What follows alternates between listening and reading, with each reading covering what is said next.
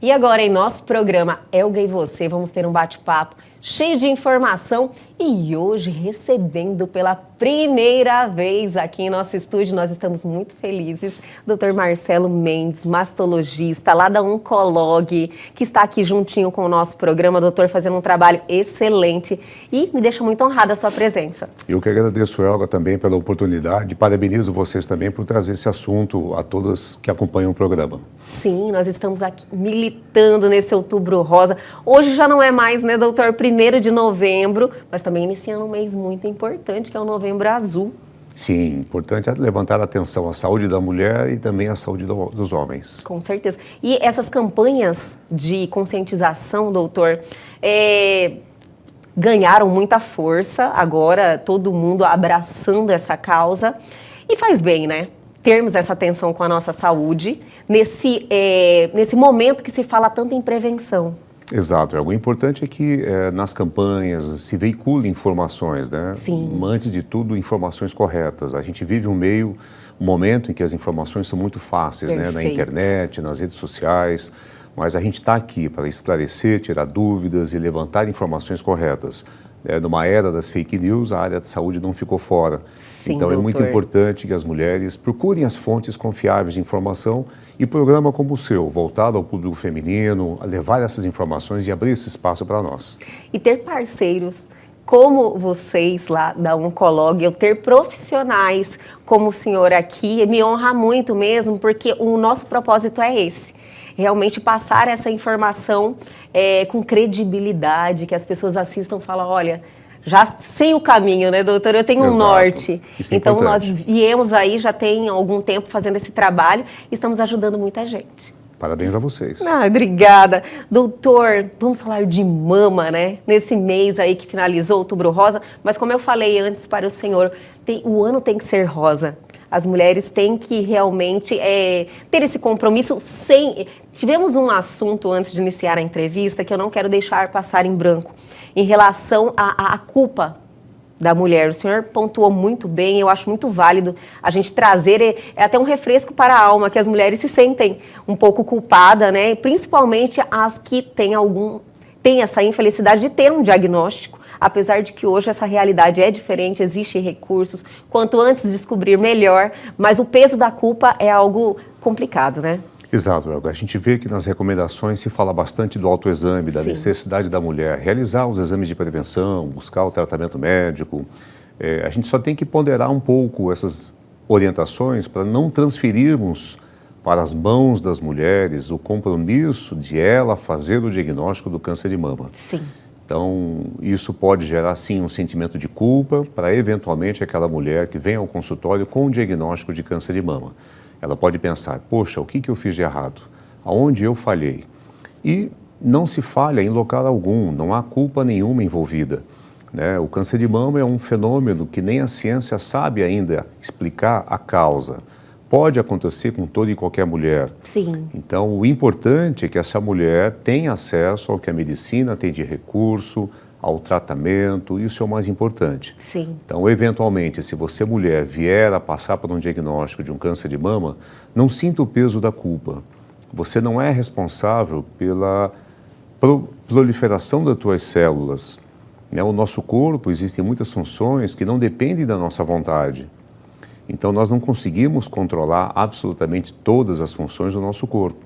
Nós podemos, sim, enfrentar alguns problemas durante a vida que possam surgir, sem muitas das vezes depender da nossa própria vontade. Então, é importante, sim, né? Aquelas que tiverem facilidade de se tocarem, sim, se toquem. Aquelas que se sentirem incomodadas ou confusas, numa consulta ginecológica, peça para o ginecologista examinar as mamas. Ou, eventualmente, se você consulta um especialista como eu, um mastologista, né, nós estamos ali também nos consultórios para esclarecer, para examinar, para tirar dúvidas, para compartilhar esse compromisso do cuidado com as mamas e do diagnóstico. Então, vocês mulheres não estão sozinhas, vocês não têm o compromisso de sozinhas identificarem qualquer anormalidade nas mamas. É verdade, doutor. Realmente tem uma impressão, né? Que essa transferência de responsabilidade Mas o mais importante também aqui é levantarmos a questão de que você estar bem com você mentalmente, tirar esse peso dos ombros, no caso de um diagnóstico, também facilita bastante, porque se você carregar essa culpa, né, doutora, infelizmente, o mental influencia diretamente no físico.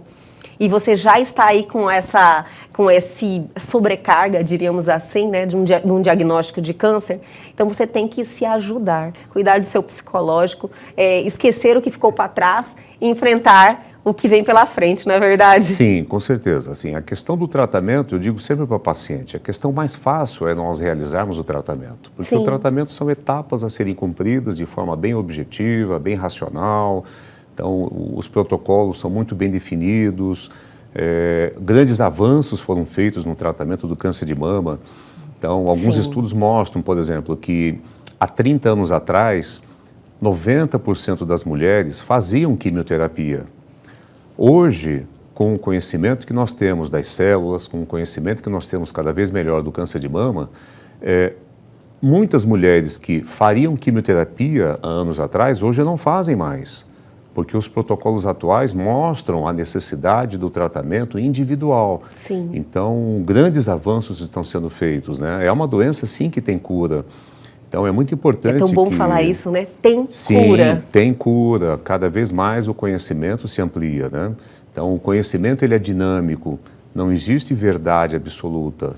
Nós não tratamos a mulher como se tratava 15 anos atrás. Os protocolos já são mais atuais. Ainda tem esse estigma, né, doutor, das gerações anteriores, que infelizmente se debilitavam muito em um tratamento, a chance de cura eram menores, então as mulheres ainda vivem essa sombra, não é verdade? Sim, são aqueles mitos que permanecem no inconsciente, né? Principalmente aquelas que tiveram casos na família, viram a situação desenvolver em uma outra época. Sim, outras realidades, né? Então, a gente lida assim quando se fala do câncer, de uma forma geral, existe um imaginário na cabeça das pessoas, né? Elas acreditam que, por exemplo, alguém fazendo quimioterapia é alguém que está careca, magrinho e está muito debilitado. E a gente vê, a realidade não é essa, né? Então, o tratamento... Hoje eu encontro pacientes que você não consegue nem falar que ele está fazendo tratamento. Exato, porque existe aquele, digamos, um arquétipo, né? Um imaginário que a gente tem, uma ideia pré-concebida, né? Então, só que esses mitos levam tempo para serem eliminados, né? A mesma coisa em relação, por exemplo, à postura, que às vezes é muito comum nós encontrarmos, de dizer, a pessoa está lutando contra o câncer, é uma luta. Essa visão de luta é uma visão, até certo ponto, masculina. Colocar dessa forma é uma visão de batalha, é uma visão de guerra. E quem vai para uma luta tem que ir com agressividade. E não é essa a postura que alguém precisa ter quando se faz um diagnóstico. Perfeito, doutor. Eu nunca parei para pensar. Sim, particularmente Marcelo Mendes, como médico, eu sou totalmente contrário ao slogan luta contra o câncer. A doença é um fenômeno que nós não conseguimos explicar muito bem, mas muitas vezes ela pode ser que ela não esteja totalmente contra o indivíduo. Sim. Então, a postura de luta leva a uma agressão. Você tem que ser agressivo, você não pode demonstrar sentimento e você tem que olhar para a doença como se ela fosse um inimigo, um intruso. Sim. Essa é uma visão do imaginário que persiste. Mas será que deve ser assim mesmo? Muitas das vezes a gente vê pacientes que trabalham uma aceitação de algo que é imprevisível e que muitas das vezes não dependeu nem da vontade dela, mas ela simplesmente aceita aquele fato como ele é, como ele veio, como ele aconteceu. E isso faz com que ela trabalhe emocionalmente de uma forma muito mais positiva, a favor da vida e não contra, independente do resultado que ela pode vir a ter do tratamento. O tratamento tem uma base científica, também nós médicos não temos o controle total nas nossas mãos. Muito se estuda, muito é estudado. Devemos ter também a humildade de reconhecer que muitos nós temos que ainda avançar bastante, né? Mas ter também a ciência de que nós estamos a serviço. A ciência está a serviço da humanidade, como você bem colocou. Sim. Mulheres que trataram de câncer de mama 40, 50 anos atrás receberam um tratamento que hoje não se faz mais. Mas naquela época era o que se tinha disponível. Assim é com inúmeras doenças, né? Muitas delas doenças infecciosas que nós já erradicamos, como a poliomielite. Então, em prol do quê? Do conhecimento científico, a ciência em prol da humanidade. Veja o exemplo que nós estamos lidando com uma pandemia, com a Covid. Verdade, doutor. E de que em pouco tempo a ciência teve uma resposta. Então, nós precisamos confiar. É mais um momento em que precisa haver uma confiança. Eu vejo, na questão sanitária, na questão de saúde, eu vejo a sociedade com uma grande crise de confiança. Então, é muito importante que as pessoas confiem na medicina, né? A medicina, ela não vai conseguir resolver tudo, mas ela está a serviço da humanidade. Nós, médicos, estamos a serviço das pessoas. Então, nós que estudamos o câncer de mama, estamos a serviço das mulheres. E muita evolução nós já conseguimos. Como você comentou, a possibilidade de uma cirurgia reparadora. Sim. Décadas atrás, não se dava tanto valor à questão estética na cirurgia do câncer de mama. Hoje não. Hoje nós temos aí uma técnica que se chama oncoplástica. Oncoplástica, em que nós associamos as técnicas da cirurgia estética com a cirurgia oncológica. Então, uma mulher que vai para um tratamento do câncer de mama e ela tem um desejo relacionado às mamas, então é muito comum a paciente fazer o diagnóstico do câncer de mama e dizer: doutor, eu sempre quis fazer uma redução da minha mama é muito grande, será que é possível fazer junto? Sim, é possível. Doutor, minhas mamas, eu estava querendo levantar as minhas mamas e agora com o câncer de mama eu vou precisar de uma cirurgia, será que é possível fazer junto? Sim, é possível. Então, isso aí já é uma outra realidade para a mulher, né, que está nesse momento, né, doutor? Isso, ela ter a segurança, ela vai ter a possibilidade de, uma vez ela expressando o desejo de ter uma reparação ou de fazer uma cirurgia que tenha a menor possibilidade de causar um defeito. Sim. Então, tudo isso é um avanço, né? Com tudo isso certeza. são ferramentas que estão em prol da saúde daquela mulher que vai precisar do tratamento. E preservando algo tão importante para ela, né, que são as mamas, que representa a mulher, a feminilidade. Doutor, tá maravilhoso. Eu vou parar um pouquinho, chamar o intervalo. Perfeito. Mas é rapidinho. A gente volta já já, então não se mova.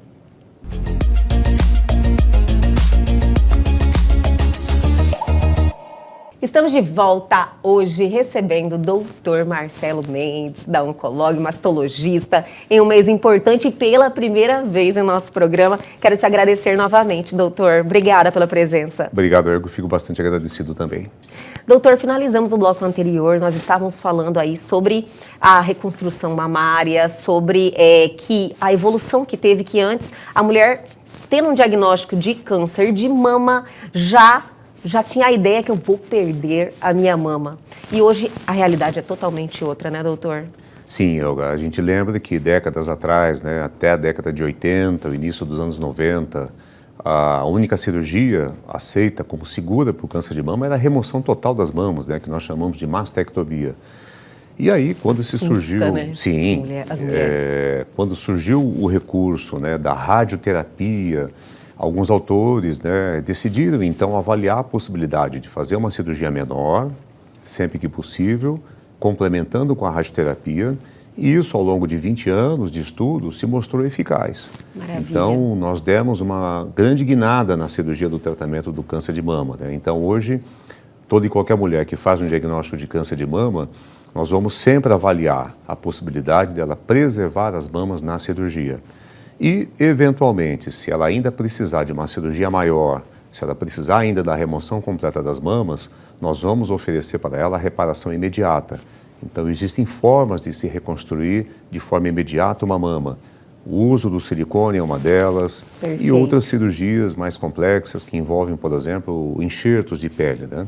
Sim. Então, o implante de silicone, assim como na cirurgia estética, para o tratamento do câncer de mama, ele traz essa possibilidade de reconstrução de uma mama com o uso do silicone. Isso é maravilhoso, porque tira o que mais assombrava as mulheres, que é perder o seu símbolo, né? Como eu falei no final do bloco anterior, né, doutor? E hoje tem reconstrução de auréola, talvez não fique com o mesmo visual de antes, mas fica bem próximo disso. Sim, é lógico, uma cirurgia de reparação, assim também como uma cirurgia estética, né? Nós temos limitações. Sim. Então, lógico que nós estamos muito aquém ainda, tecnicamente, de garantir o mesmo resultado para cada paciente. Sim. Então, individualmente, nós temos bons resultados, existem características bastante individuais e é sempre um desafio a cirurgia de reparação. Mas é uma possibilidade, né? É importante a mulher que faz o diagnóstico de câncer de mama, ela saber que esse tema vai ser discutido. Nós vamos discutir a possibilidade da preservação, como fazer a cirurgia para causar o menor dano possível, né? Mesmo tendo as limitações que qualquer cirurgia tem. Até a década de 1970, até o começo da década de 80, a única cirurgia admitida para um câncer de mama era a retirada total das mamas. Uhum. Depois começou a surgir a radioterapia, e aí eles disseram, bom, peraí, será que se a gente retirar só o tumor, preservar a mama e irradiar essa mama, será que nós não vamos ter o mesmo resultado de cura e sobrevida? E levou-se quase 20 anos para se provar que isso era possível. E seguro, né? Seguro, e depois disso passou-se a ser admitido uma cirurgia que preservasse as mamas. E o professor Humberto Veronese foi um dos que trabalhou e evidenciou dentro do Instituto, com estudos, que é realmente uma medida segura. Então, ele ficou muito reconhecido internacionalmente por um dos precursores da cirurgia conservadora de mama. E ele tem uma frase muito emblemática, que ele diz, é muito fácil retirar um tumor da mama de uma mulher, mas é muito difícil retirar da cabeça dela. E isso é uma reflexão, né? Assim, a vivência, para o homem é mais fácil, às vezes, ele virar a página. Então, o homem teve câncer de próstata, às vezes ele consegue virar a página, não toca mais no assunto e ponto final. E a mulher tem mais um envolvimento, então você vê que, assim, sim, o envolvimento é maior com o tema, com o assunto, com o envolvimento com, né, com outros, então se solidariza, com as outras se voluntaria para ir lá acolher. É que a mulher é mais emocional. Isso é mais do feminino. Então, o feminino tem esse acolhimento. Sim. Ela quer compartilhar, ela quer ajudar outras mulheres que estão também vivenciando algo parecido. Então, isso é do feminino. Por isso que é normal isso acontecer entre as mulheres, né? De você pegar, você também teve, eu tive também, então vamos aqui reunir, vamos fazer uma palestra, vamos levar esse assunto, vamos acolher outras também. Vamos tentar ajudar. Vamos tentar ajudar. Então, a única reflexão que a gente faz é isso. Até onde isso, até onde isso é positivo para você, mulher. E vocês podem sofrer muito mais com esse comportamento. Você, na realidade, você não supera nunca aquela questão, né? Você vivencia aquilo ali sempre, aquilo faz parte da sua vida. Faz parte, você não vira a página mesmo, doutor. Eu nunca parei para pensar nisso, doutor. Eu nunca parei para pensar nisso. Então, até onde isso não mantém o tema em evidência? Em evidência na sua vida, você não vai esquecer daquilo que você passou. E até onde você teria o direito de dizer, pronto, virei a página. Já virei a página, segue em frente. Não quero, não me chama mais para falar do assunto, não quero mais, não quero me envolver, não quero mais me envolver. Então, é que cada pessoa é única mesmo, né, doutor? Eu sou uma pessoa que eu sigo em frente sempre. Sim. Sou fácil virar a página para mim. Sim. Ah, não deu certo, não, tchau, já foi, eu sou assim. Mas é bem provável que os psicanalistas diriam para você, esse é o seu lado masculino. Eles já falaram para mim que eu opero no masculino. Todos nós temos as duas. Vamos chamar isso de polaridade. A gente precisa tomar um cuidado de quando a gente fala masculino e feminino, não ter a conotação de gênero, de comportamento. Não, o comportamento, o ser humano é múltiplo no seu comportamento. Nós estamos falando só de, não vamos chamar de energia, vamos chamar de polaridade.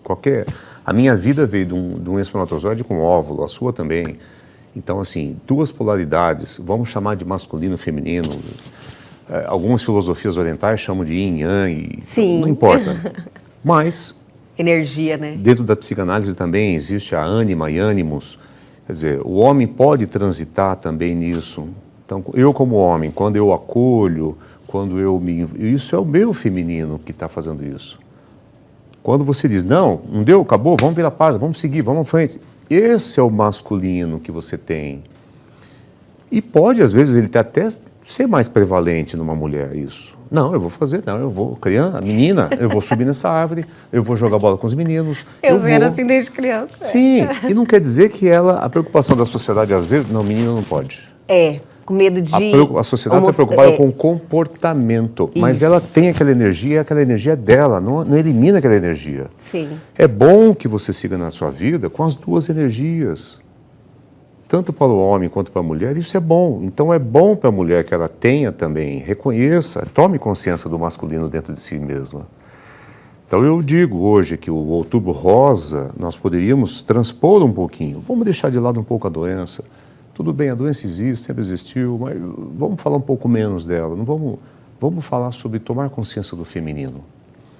O feminino que para vocês mulheres, há muito pouco tempo, na nossa sociedade ocidental, no mundo ocidental, há muito pouco tempo, vocês estão se libertando de coisas. Há muito pouco tempo. Certeza. Se você conversar com a sua mãe, conversar com a sua avó, o que você conquistou, a sua geração está podendo ocupar, fazer, é coisa que sua mãe talvez não fazia. Imagina a sua avó. Então é muito recente. É um mundo muito diferente. É muito recente. A liberdade que vocês estão encontrando é muito recente. Então, nós temos aí mais de 1000 anos do mundo ocidental em que a mulher, totalmente voltada ao mundo familiar. A mulher não podia exercer a arte de cura. Na Idade Média, a mulher era queimada viva, era tida como bruxa. Era bruxa, ela exercia a arte muito escondida. Hoje, muitas faculdades de medicina, mais de 50% são mulheres. Inimaginável há 50 anos atrás. Inimaginável uma faculdade de medicina onde você ter a maior presença feminina. 50 anos, você falou, olha, muito pouco tempo. Inimaginável. Então, você vê que é muito recente isso para vocês mulheres. Essas conquistas, né? As conquistas, e muitas conquistas elas ainda vem acontecendo, muita coisa ainda. Então, é lógico que para romper tudo isso, às vezes vem um comportamento totalmente confronto. Primeiro se confronta para ganhar um espaço. E depois, talvez, aconteça um equilíbrio. Então, talvez esse seja o momento de começar a tomar consciência do equilíbrio. Também acho. Tomar a consciência do equilíbrio. Então, isso, se você pegar, por exemplo, a mulher começou a trabalhar, ela começou... no início, ela não tinha nem licença maternidade. A lei não previa. Depois, com o tempo, tá bom. Tá, você está trabalhando, então, te dou 4 meses, ok? Alguns países já dão 1 ano. Alguns países na Europa, às vezes a mulher tem 1 ano de licença maternidade. 1 ano. 1 ano de licença. Você Noruega, vê o quanto eles valorizam esse início, que é muito importante, né, da formação. É uma sociedade que toma consciência e dizer, ok, as nossas mulheres vão poder trabalhar, as nossas mulheres vão poder seguir uma carreira. Quando vier a maternidade, nós vamos dar condições para que ela possa se dedicar à maternidade, mas também manter a carreira. Esse é um passo que precisa avançar. Esse é um passo que precisa avançar. Estão muito na nossa frente, né? São muito mais antigos, já têm conhecimento muito maior. Exato, né? Então, consegue enxergar mais longe e valorizar o que realmente tem que ser valorizado. Sim. Se a gente comparar com as sociedades no Oriente, a gente tem... Nunca houve problema do feminino se expressar. Na Índia você tem templo inteirinho com figuras eróticas, não há problema algum. Não há problema algum naquela expressão. Nunca houve problema. Então, o feminino sempre se expressou nas nossas culturas orientais. Diferente. Nunca houve conflito. Agora, para nós ocidentais, sim.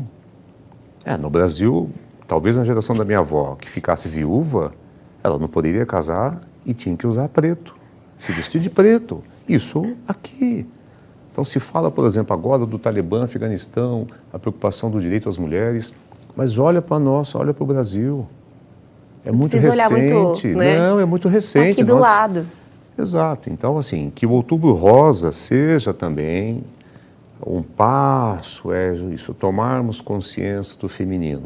Muito mais além. Mais além, mais amplo, exato. Isso. Começarmos a ter uma discussão mais ampla. Né? Eu tenho uma filha mulher. Tem. Né? A minha filha mulher é negra. É. Então, eu já imagino os desafios que ela vai ter. Eu já imagino os desafios que ela vai ter. Então, nada melhor que nós, homens, tomarmos consciência desse feminino e nada melhor que uma mulher tomar consciência também do masculino. Porque se eu também renego o feminino e a mulher renega o masculino, não é o melhor caminho. Também concordo. Né? Nas relações, precisa ter esse equilíbrio, né? Eu acho que Sim. a gente tem que olhar como ser humano.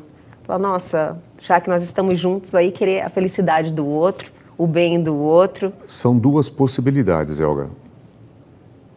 Se você tem isso bem resolvido dentro da sua consciência, esse masculino vai te ajudar. Eu vou fazer, eu vou ocupar, eu vou ter minha carreira. Isso é o lado masculino. Não, deu? Vira a página, vamos seguir, vamos.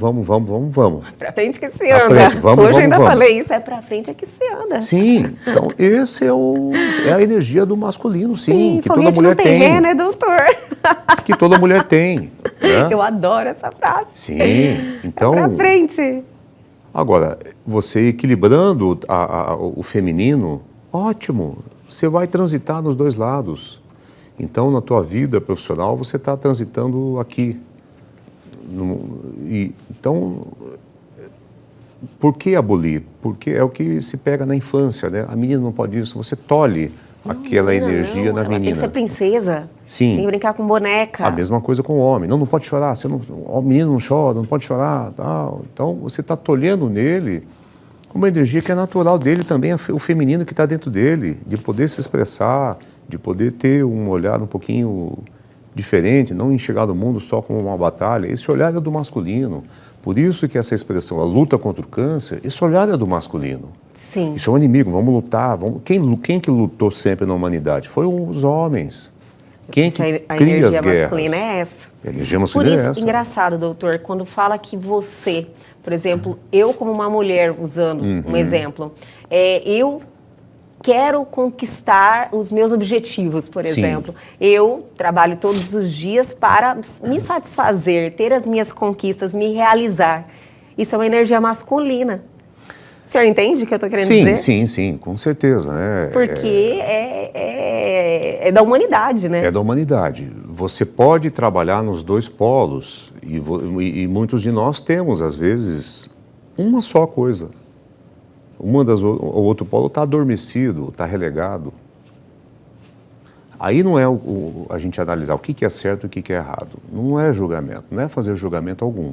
Sim. Mas é permitir que a expressão da vida seja completa. Você tem o direito de ter o seu comportamento. Nós não estamos falando de comportamento, de Sim. gênero, que aí não é isso. Entendi. Né? Gênero, comportamento, cada um tem o seu, cada um transita. Nós não estamos dizendo comportamento externo. Nós estamos dizendo algo mais interno, algo do inconsciente. Que a própria psicanálise reconhece, a ânima, o ânimos, a polaridade masculina, feminina, então, não de gênero. Mas, se você analisar traços de comportamento, é o que você falou. Quando eu digo, eu vou atrás, eu vou em buscar, eu vou colocar, é um traço do comportamento masculino, que a mulher pode ter, não há problema algum. Sim, deve até. Deve até mesmo o homem que tem o acolhimento, ele consegue ouvir. O homem também precisa ser ele mais. acolhe, ele tem um espaço para Parceria, companheirismo, se dedica. Então ele pode permitir que essa característica também aflore, sem problema algum. E não é julgamento de gênero, nós não estamos falando de gênero. Não é fraqueza. Não é fraqueza. E não comportamento de gênero, nós não estamos falando sobre sexualidade, Sim, comportamento. sim. Não tem nada a ver uma coisa com a outra. Né? Mas é isso, eu acredito que o Outubro Rosa e o Novembro Azul está aí. Por isso que é na sequência, não é, doutor? Então, no Outubro Rosa, nós homens tomamos consciência do feminino e Sim. que no Novembro Azul as mulheres tomem consciência do masculino. E que incorpore isso dentro da sua vida, dentro do teu inconsciente.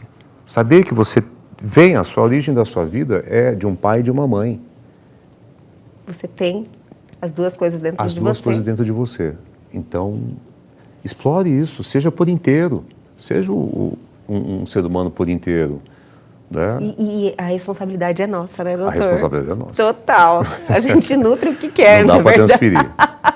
Perfeito, Não dá pra doutor. transferir. Adorei, de verdade.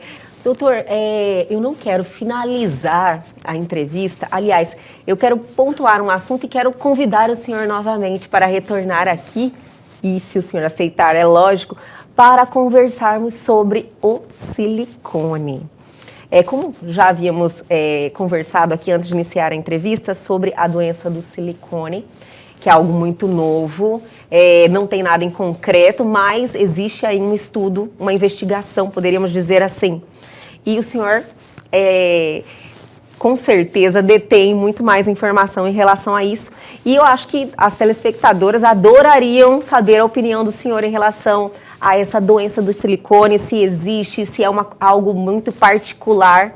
Pode ser? Sim, lógico. É muito importante, Olga, tocar nesse assunto, né? Então, os implantes de silicone são materiais que foram desenvolvidos há pelo menos 60 anos já, né? As primeiras próteses foram colocadas nos Estados Unidos na década de 60 do ano passado, né?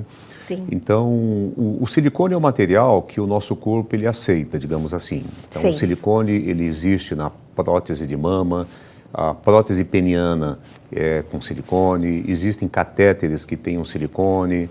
Então, nós já sabemos assim bastante, né, sobre o silicone e ele continua sendo um material seguro. Recentemente surgiu uma teoria sobre Ótimo, teoria. Uma teoria sobre a possibilidade da prótese de silicone desencadear uma reação autoimune no nosso corpo. Então, o que é isso? Quando nós colocamos um silicone, o nosso corpo vai interagir com aquela prótese. Então, vai acontecer um processo inflamatório de cicatrização desse implante e a teoria é de que esse processo inflamatório poderia desencadear a produção de anticorpos e esses anticorpos causariam sintomas na mulher. Entendi.